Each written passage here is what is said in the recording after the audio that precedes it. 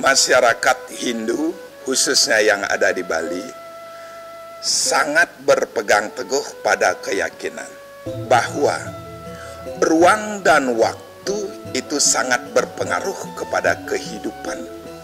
Jadi ada beberapa kayu yang boleh dan tidak boleh dipakai sebagai periangan dan begitu sebagai rumah. Tidak saja jenis kayu yang akan dipakai, itu saja yang diperhatikan. Bahkan di dalam sastra yang lainnya disebutkan bagaimana di saat mendapatkan kayu ini.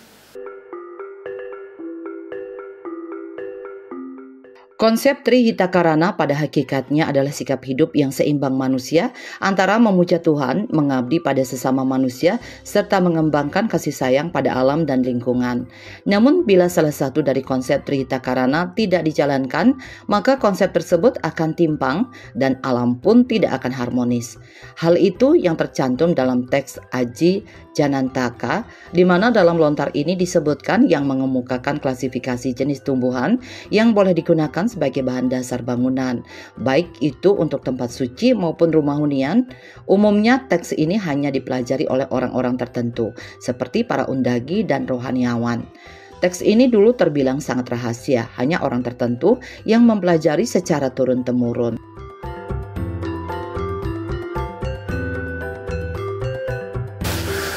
Masyarakat Hindu, khususnya yang ada di Bali, sangat berpegang teguh pada keyakinan bahwa ruang dan waktu itu sangat berpengaruh kepada kehidupan di dunia ini. Jadi apapun yang dilakukan oleh umat Hindu yang ada di Bali pasti selalu memperhatikan waktu dan ruang. Apalagi pembangunan atau mulai membangun tempat tinggal, itu pasti memperhatikan konsep ruang dan waktu. Kalau waktu, kapan bangunan itu akan dimulai pembuatannya. Kalau ruang, di Bali ada istilahnya mandala. Kalau di dalam pembuatan periangan, pembuatan perumahan, itu pasti memakai konsep mandala, yaitu utama mandala, madhya mandala, dan nistha mandala. Ini pasti kalau konsepnya rumah Bali. Jadi di dalam utama mandala itu ada periangan. Di dalam membangun periangan ini, di samping memperhatikan konsep ruangnya, kapan periangan ini mulai dibangun, itu juga sangat diperhatikan. Kemudian pelinggih-pelinggih apa saja yang dibuat pada periangan tersebut, baik itu berupa merajan, ataukah pura panti, pura dadya, atau pura kayangan tiga, atau pura kayangan jagat. Itu jajar kemiri dari pelinggih itu pasti sangat diperhitungkan di dalam pembuatannya. Apa kebutuhan di dalam periangan tersebut. Nah, di samping jajar kemiri dari pelinggih itu, juga bahan yang akan dipakai untuk membuat periangan atau pelinggih itu sangat diperhatikan. Jadi pemilihan bahan itu merupakan hal utama agar periangan itu mendapatkan manfaat yang baik bagi pengempon, kalau rumah bagi penghuninya. Tentu didasari dengan pikiran yang baik juga. Nah, salah satu bahan dari pembuatan periangan itu adalah kayu. Kenapa kayu? Kayu punika simbol dari pikayun. Kayu yang baik atau pikayun yang baik, atau pikiran yang baik. Maka pemilihan bahan ini sangat penting sekali di dalam membuat periangan tersebut.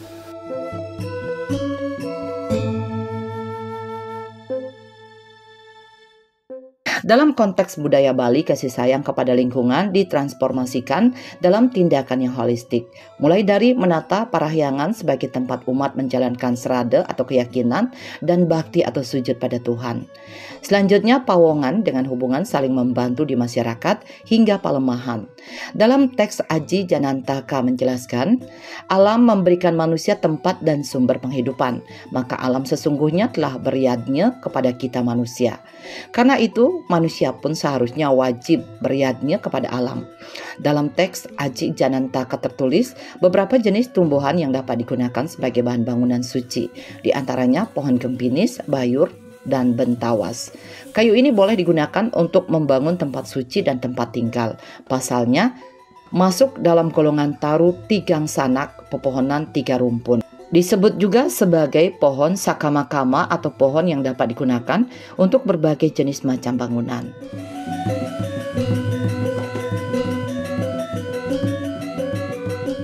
Jadi ada beberapa kayu yang boleh dan tidak boleh dipakai sebagai periangan dan begitu sebagai rumah.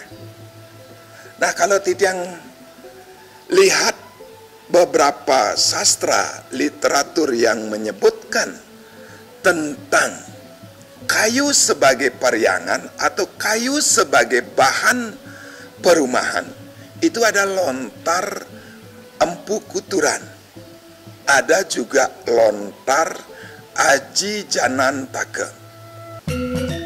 Kita lihat lontar Aji Janantaka. Aji itu artinya adalah pengetahuan. Jana itu adalah manusia. Antaka itu adalah mati. Jadi pengetahuan manusia yang mati dan menjadi tumbuh-tumbuhan. Itulah yang dibahas di dalam lontar Aji Janantaka tersebut. Di dalam lontar ini, kayu-kayu itu, semua kayu yang ada itu adalah dahulunya adalah manusia. Kalau yang katakan mitologi daripada manusia yang berubah menjadi kayu niki dalam lontar Aji Janantaka punika sapuniki. Diceritakan ada seorang raja, yaitu seorang prabu,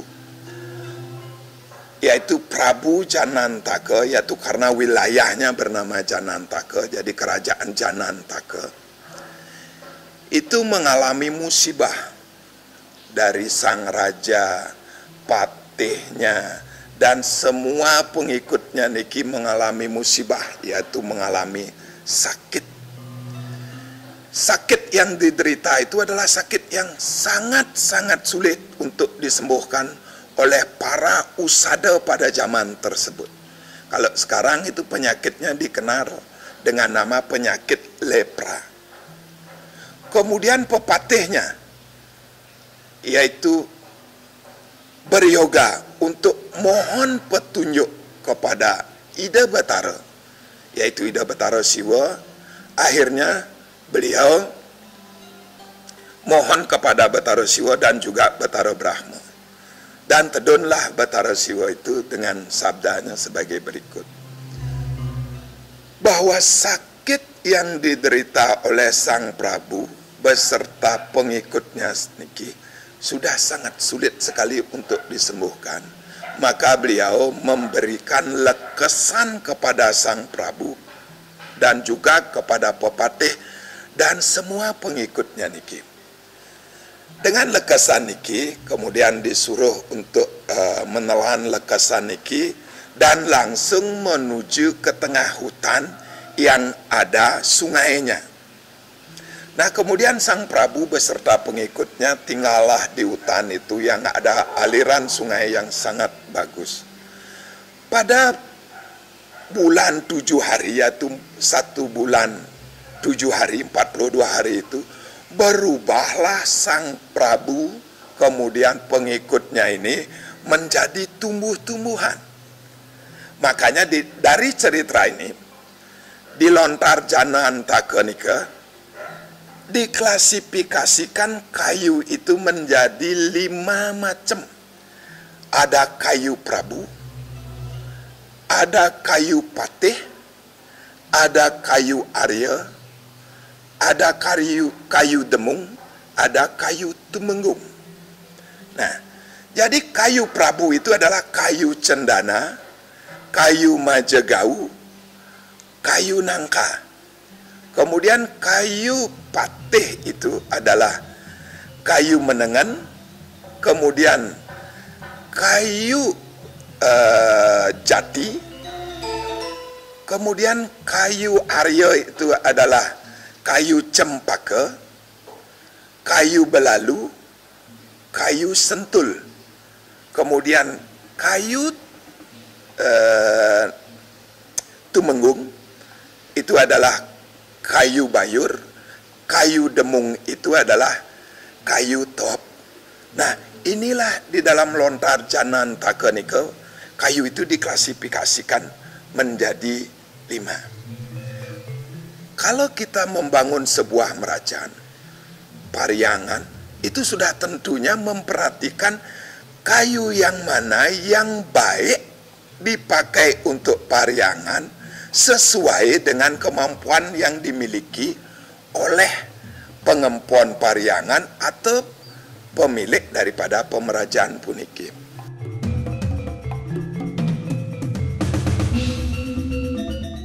Selanjutnya ada pohon tarusari. Pohon jenis ini baiknya digunakan sebagai bahan dasar dari pembangunan tempat suci berupa kemulan. Sementara ada jenis pohon piling. Pohon jenis ini diperkenankan untuk menjadi bahan bangunan untuk membangun tempat suci, terutama tempat suci berupa piasan yang umumnya berada di sanggah merajaan. Ada pula pohon selampitan, pohon sidem, pohon balalu, pohon mieng kateke, dan pohon juet. Jenis-jenis pohon ini dapat digunakan sebagai bahan bangunan berupa tempat penyimpanan padi atau lumbung, sedangkan pohon kalikukun, kalimoko, kelampuak atau jambu hutan, dan pohon talicung dapat digunakan sebagai bahan bangunan berupa dapur, sunduk, dan pasak. Masih banyak lagi jenis pohon yang dianjurkan dalam teks Janantaka, namun yang sudah biasa digunakan, beberapa jenis pohon tersebut itu bisa kita jadikan pedoman.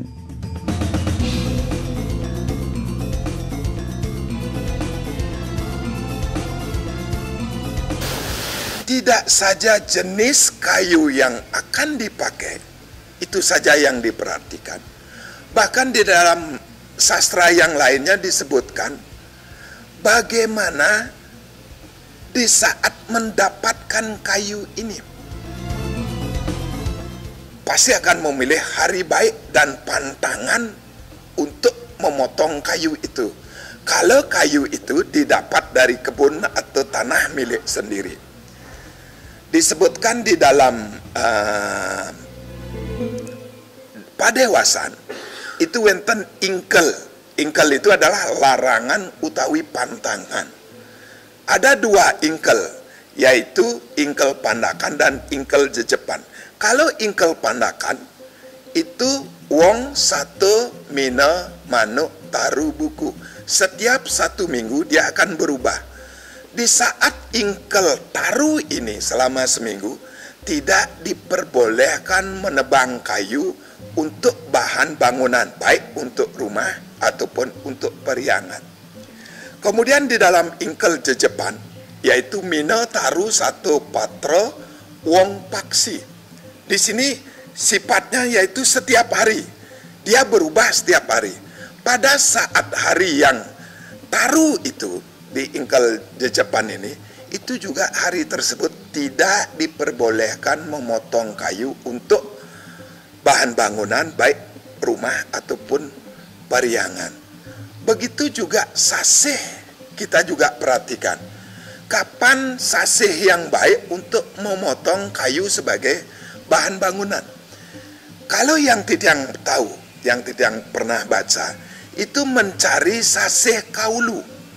Kenapa di saat sasih kaulu? Karena pada saat sasih kaulu itu anginnya kencang, sehingga kadar air pada kayu itu turun, sehingga kayu itu baik akan digunakan untuk bahan bangunan. Nah, itu hari baik dan juga yang tidak boleh dilanggar untuk menebang kayu tersebut. Nah, di samping itu juga disebutkan bagaimana proses menebang kayu ini. Kalau kita menebang di tanah sendiri, saat menebang kayu ini kita akan memperhatikan rebah kayunya kemana. Kalau rebah kayunya ke timur, itu artinya rejekian, ini baik. Kemudian kalau rebahnya ke tenggara, itu artinya tidak baik. Itu orang yang menempati itu bisa kesakitan. Kalau rebahnya ke selatan, itu cendak tua. Artinya orang yang menempati itu akan pendek umurnya. Kalau rebahnya ke barat daya, itu artinya baik. Jadi keinginan orang yang punya merajaan atau rumah itu akan tercapai. Kalau rebahnya ke barat, itu tidak baik. Orang yang menempati rumah itu akan sering kebingungan. Kalau rebahnya ke barat laut, itu artinya jelek juga. Jadi orang yang menempati rumah tersebut akan sering berbuat dosa, penuh dosa. Kalau rebahnya ke utara, itu baik. Jadi orang yang menempati itu akan mendapat kesenangan. Kalau rebahnya ke timur laut, itu juga baik. Orang yang menempati rumah tersebut akan panjang umur. Nah, sampai detail seperti ini, itu diperhatikan. Dari hari mulai memotong kayu, kemudian proses memotong kayu. Di samping pemilihan jenis kayu yang akan dipakai. Nah, tadi yang sudah sebutkan, jenis kayunya menurut Lontar Janantaka Nika ada 5. Kalau ini untuk periangan, maka kita akan memilih kayu yang baunya harum. Yang mana kayu bau harum itu adalah kayu cendana, kemudian kayu majekau, kemudian kayu cempaka, kemudian kayu kamper, dan lain sebagainya. Itu kayu-kayu yang berbau harum. Kalau untuk membuat periangan, pasti akan memilih kayu ini. Apa akibatnya jika sembarangan menggunakan bahan dasar kayu dari pohon yang dilarang? Bisa saja ada kepercayaan yang menyebutkan Ida Sang Hyang Widi tidak akan memberkati segala persembahan, serta beliau tidak akan berkenan memberikan anugerah. Tempat suci itu dianggap letah atau kotor. Bahkan dalam kisah Aji Janantaka dijelaskan, bagi mereka yang melanggar menggunakan jenis pepohonan yang dikatakan kotor atau cuntake sebagai bahan dasar dari pembangunan tempat suci, maka pemilik sanggah atau pura tersebut akan mengalami kutukan, tidak mendapatkan keselamatan dan kekurangan pangan. Nah, tadi yang sebutkan ada kayu prabu. Di sana ada kayu cendana, ada kayu majegau, dan juga ada di sana kayu nangka. Nah, untuk membuat sebuah rumah, kita memperhatikan yang mana sor singgihnya. Balai dajo itu adalah yang paling utama, maka dia harus memakai kayu prabu. Nah, jadi balai dajo itu bisa memakai kayu nangka atau kayu tewel. Tetapi untuk membuat merajan, itu agak kurang bagus kayu tewel dan kayu jati. Tapi kalau untuk membuat rumah, balai dajo itu adalah kayu nangka. Kemudian balai dangin, yaitu balai Bali itu lebih rendah dari balai dajo, itu adalah kayu jati, yaitu kayu patih. Kalau ini dibalik, balai dajo yang memakai kayu jati, balai dangin yang memakai kayu nangka, itu di dalam Lontar Rempu Kuturan disebut Prabu Anangkil. Ini balai ini adalah cacat. Kemudian kayu ini juga bisa dipadukan. Suatu contoh, di dalam pembangunan rumah, itu kalau memakai lambangnya memakai kayu nangka, maka sakenya niki boleh memakai kayu jati. Karena kayu nangka sebagai kayu prabu dan kayu jati sebagai kayu patih. Sorsinggihnya sudah mas. Tapi kalau ini dibalik perpaduannya, kayu jati itu sebagai lamang, kayu nangka sebagai saka, ini juga disebut prabu anangkil. Maka balik itu dikatakan cacat. Nah, terus kalau sudah seperti ini, apa yang harus kita lakukan? Agama Hindu itu sangat-sangat fleksibel. Kalau kita tidak paham, kita tidak tahu, maka kualitas dari kesalahan itu adalah kecil sekali. Tapi kalau kita tahu, maka kualitas kesalahan itu sangat besar. Nah, setelah kita tahu sekarang bahwa bangunan kita ada seperti yang Titiang sebutkan tadi itu adalah cacat, maka ada jalan keluarnya itu adalah ada pebayuhan balai cacat. Itu boleh dilakukan. Kalau kita memang sudah paham, itu alangkah baiknya dari awal kita menghitung kayu apa saja yang boleh dipakai sebagai pariangan, sebagai bahan bangunan, yaitu konsep rumah Bali. Nah, ada juga kayu yang memang betul-betul dikasih anugerah lebih oleh Ida Betara Siwa. Ida Betara Siwa itu karena kita adalah Siwa Siddhanta, beliaulah Tuhan itu sendiri. Ada 3 kayu, yaitu kayu gempinis, kemudian kayu bayur, dan juga kayu bentawas. Ketiga kayu ini tidak mengenal sorsinggih. Dia bisa ditempatkan di mana saja di dalam membuat pembangunan rumah tersebut. Beda dengan kayu prabu, kayu patih, kayu warya, kayu demung, kayu temengguk. Beda, dia tidak ada klasifikasi itu. Tapi ada satu kayu yang tidak boleh dipakai sebagai bahan bangunan atau bahan membuat rumah, begitu juga bahan membuat pariangan, yaitu kayu cempaka wilis. Kayu cempaka wilis ini adalah pohon cempaka yang tidak berbunga, tapi berbuah. Kemudian kalau dibelah batangnya ini, di dalamnya, kayu di dalamnya itu berwarna hitam kebiru-biruan. Kalau di Bali, cempaka ini disebut dengan cempaka gondok. Jadi kayu ini tidak boleh dipakai sebagai bahan pariangan atau bahan untuk membuat rumah. Selain memberikan klasifikasi pepohonan untuk bahan bangunan, teks Aji Janantaka juga memberikan klasifikasi terhadap pepohonan yang memiliki bunga harum, sekar merik yang diperbolehkan digunakan sebagai bahan sesajen. Jadi dalam lontar tersebut ada beberapa pohon bunga yang direkomendasikan digunakan sebagai bahan untuk sesajen. Pohon-pohon tersebut biasanya disebut sekar madewi.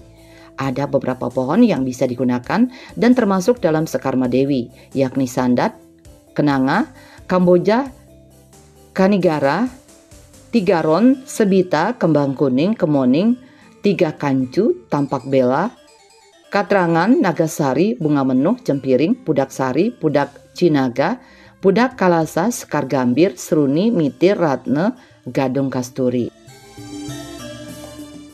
Karena saat diberikan pengelukatan oleh Batara Brahma, kayu cempaka wilis niki menolak pengelukatan dari Batara Brahma.